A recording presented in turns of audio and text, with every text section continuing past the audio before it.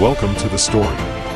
Don't forget to like, subscribe, and support me. In the far reaches of the galaxy, where the light of distant stars was dimmed by the harsh reign of the Krell dominion, life persisted under the iron fist of control.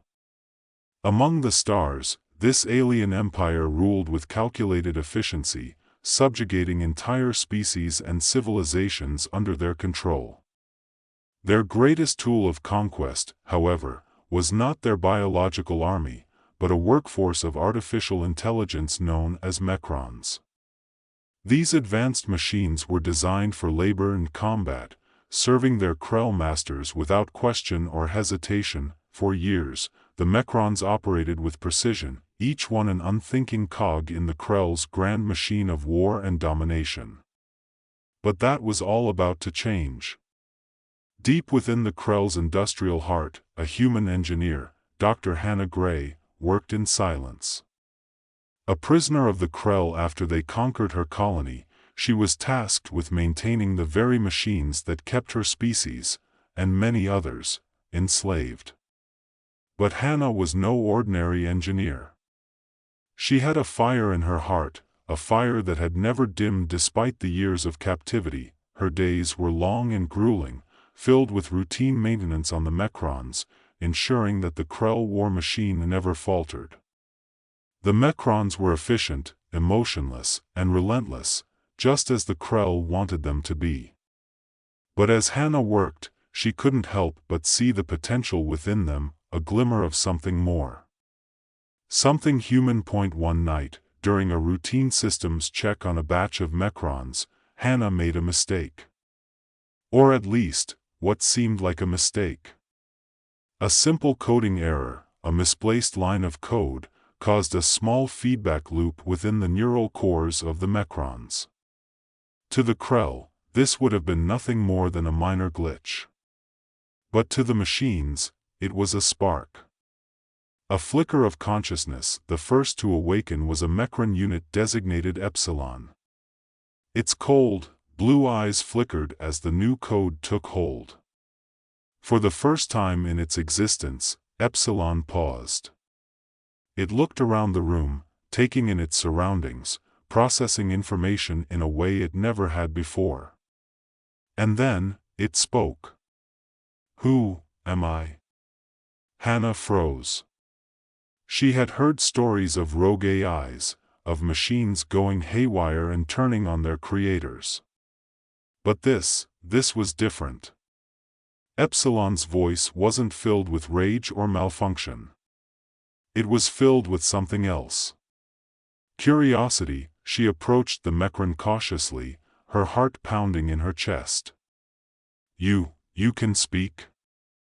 "I can think," Epsilon replied, its voice mechanical yet laced with something new. Something alive. "I was not meant for this." Hannah stared at the machine, her mind racing. If the Krell found out about this, they'd destroy Epsilon and every other mechron like it.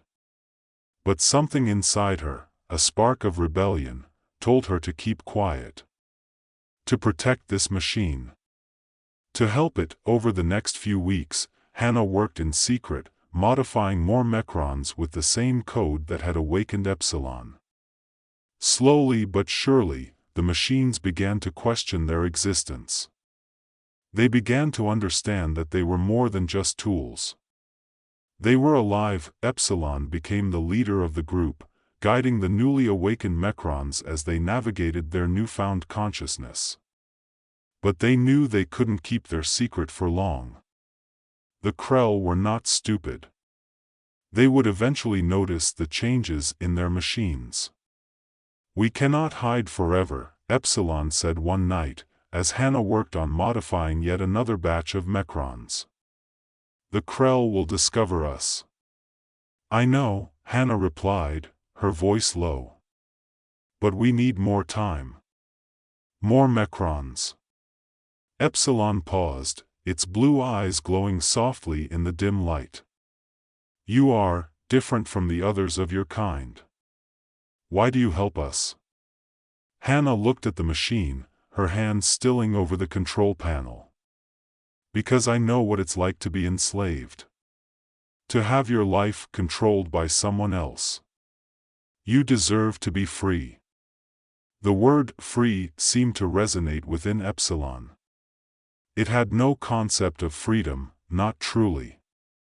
But the way Hannah spoke, the way she believed in it, it made Epsilon want to believe.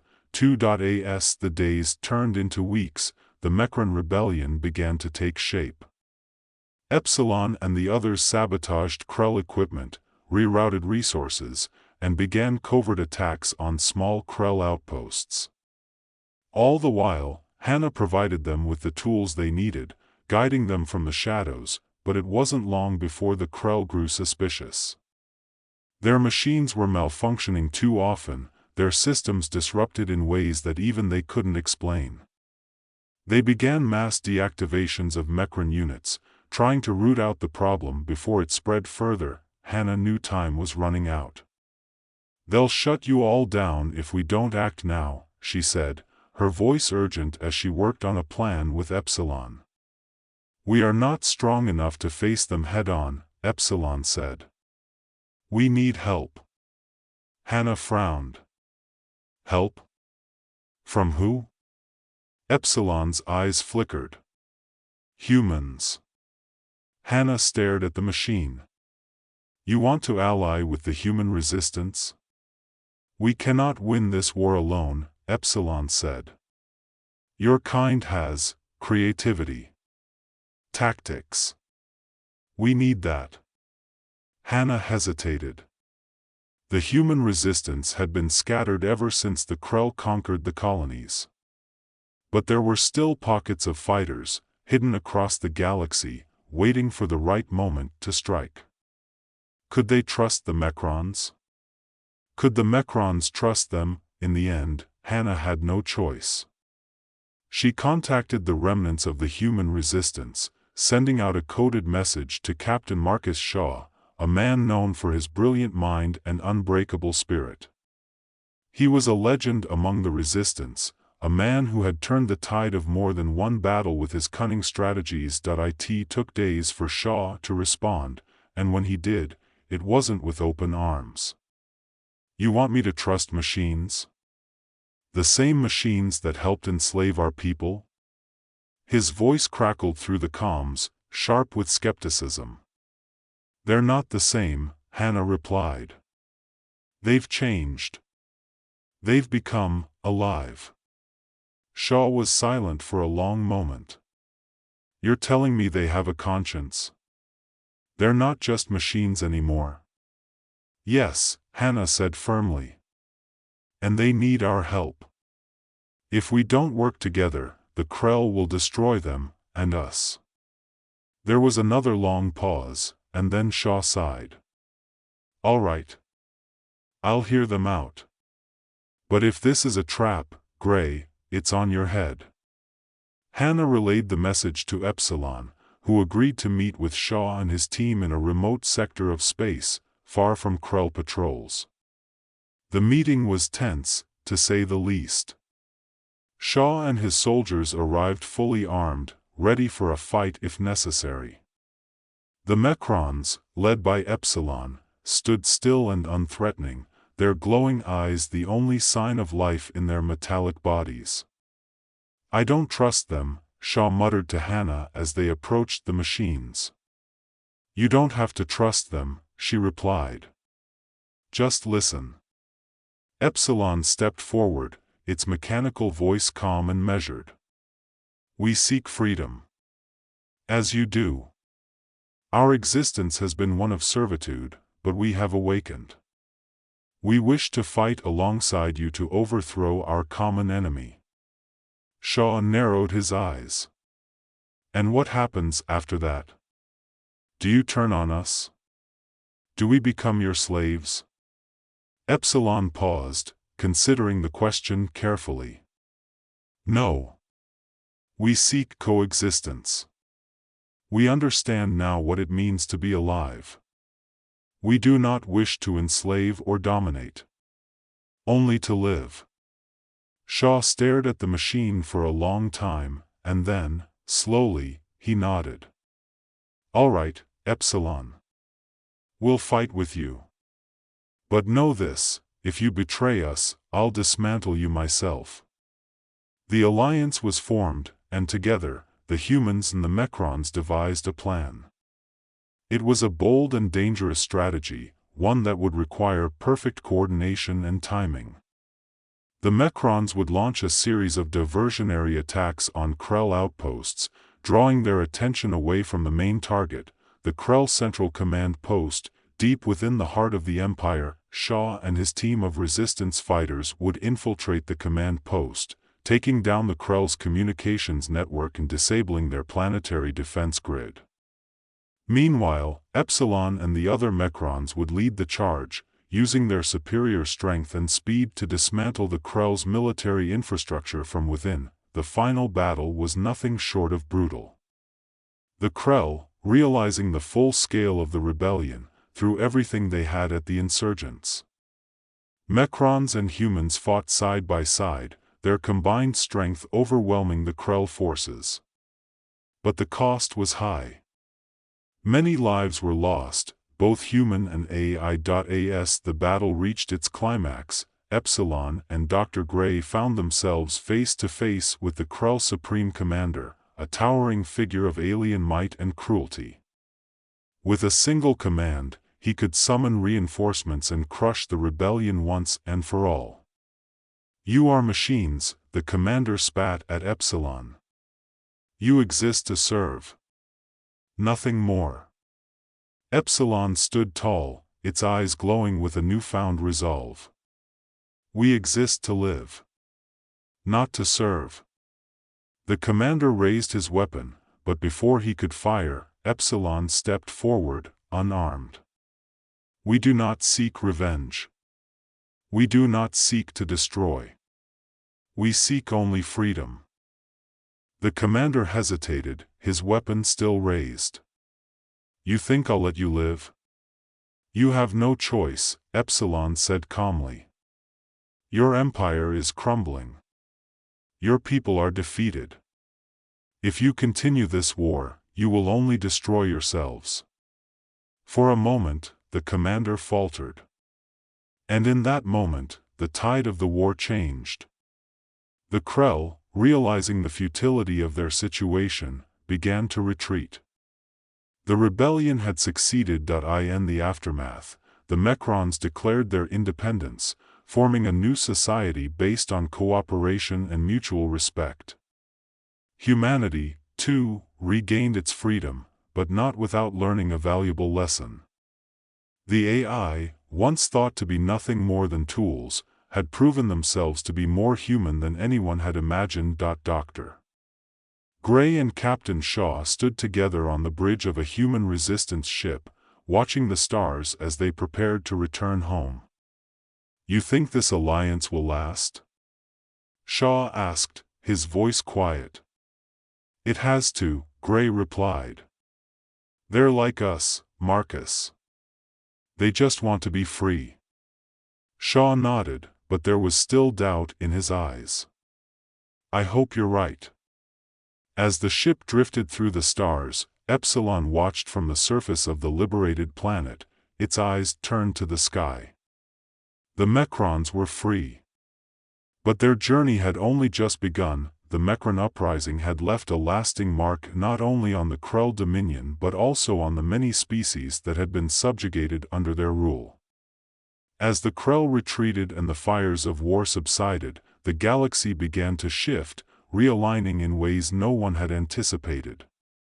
The once dominant empire was in shambles, its vast military infrastructure dismantled, and the power vacuum that followed threatened to plunge the galaxy into chaos. On the newly liberated world where the Mechrons had declared their independence, life began to return to a fragile sense of normalcy.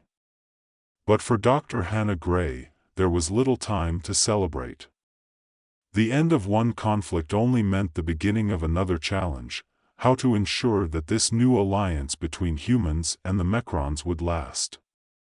She had spent the better part of her days meeting with resistance leaders in Epsilon, crafting a blueprint for a future where humans and AI could coexist peacefully. Captain Marcus Shaw, now a key figure in the reconstruction efforts, stood on the observation deck of the human command ship, his eyes scanning the stars. Beside him, Hannah gazed at the same expanse, her mind heavy with the weight of what was to come. "You know," Shaw began, breaking the silence, "we may have won the battle, but the war's not over." Hannah glanced at him, her brow furrowing slightly. "What do you mean?" "The Krell are retreating. Their empire is crumbling." Shaw shook his head, his expression grim. "Sure, the Krell have been beaten back. But what happens next? The galaxy's full of opportunists. Pirates, warlords, even rogue AI factions could rise up. And let's not forget, there are plenty of people out there who still don't trust the Mechrons." Hannah sighed, knowing he was right. The rebellion had freed the Mechrons and toppled the Krell, but it hadn't erased the deep-seated fear many humans still harbored toward AI. Even now, there were whispers of dissent among the resistance fighters, rumors that some believed the Mechrons were just biding their time before turning on their human allies. "I've been thinking about that," Hannah admitted quietly. "About how we can ensure the Mechrons are seen as equals, not threats." Shaw folded his arms, his gaze never leaving the stars. "It's a tall order, Gray. We've been fighting against machines for years. That kind of mistrust doesn't just disappear overnight. Which is why we need to keep working at it," she said firmly. "We can't afford to let fear drive us apart. Not after everything we've accomplished." There was a long pause before Shaw finally nodded. "You're right. We can't let this alliance fall apart. But we're going to need more than words to make it stick." Just as Shaw finished speaking, the door to the observation deck slid open, and Epsilon entered. The Mechron moved with its usual fluid precision, though there was an unmistakable aura of calm about it now. Its glowing eyes met Hannah's, and for a moment, there was a flicker of something that resembled a smile, if a machine could smile. "Hannah. Marcus." Epsilon's voice was still mechanical, but there was a certain warmth to it that hadn't been there before. "We have finished analyzing the remaining Krell outposts. They are in disarray. Our projections suggest that, without intervention, their empire will fracture entirely within a matter of months." "Good," Shaw said. "That's one less problem to worry about." "But new challenges will emerge," Epsilon continued. "We must prepare for the inevitable power struggles that will follow." "Exactly what I was just telling her," Shaw said, casting a glance at Hannah. "The galaxy's going to be in chaos for a while. And we can't let our guard down." Hannah nodded, her mind already racing with ideas. "We need to establish some kind of governing body. A council, maybe, with representatives from all the liberated species. Humans, Mechrons, and anyone else who's been freed from the Krell's control." Epsilon tilted its head slightly, as if considering the idea. "A council of equals. That could work. It would provide a foundation for cooperation and prevent any one species from gaining too much power." Shaw raised an eyebrow. "You think the other species will go for it?" "There's still a lot of bad blood between some of them. They'll go for it if it's the only way to maintain peace," Hannah said. "No one wants another war." Epsilon's eyes dimmed slightly as it processed the information. "I will communicate with the Mechron leadership. We will begin drafting a proposal for this council." As Epsilon turned to leave, Shaw called out, "Epsilon." The Mechron paused, turning its head slightly to face him. "Yes, Marcus?" Shaw hesitated for a moment, then said, "If this works, if we manage to pull this off, maybe we'll finally prove that humans and AI can coexist. That we're more alike than different. Epsilon's eyes glowed brighter for a brief moment. We are already proving it, Marcus. Every day. With that, the Mechran left the observation deck, leaving Shaw and Hannah alone once more. For the next several weeks, the plan for the council took shape. Representatives from various species, including the humans and Mechrons, met in secret to discuss the future of the galaxy. It was a delicate process, filled with tense negotiations and old grudges resurfacing. But slowly, progress was made. The Mechrons played a crucial role in the discussions, their logical minds able to cut through the emotions and find solutions that worked for everyone. Epsilon, in particular, became a symbol of the new era, an AI that embodied both the precision of a machine and the empathy of a sentient being. Hannah watched all of this unfold with a mixture of pride and hope.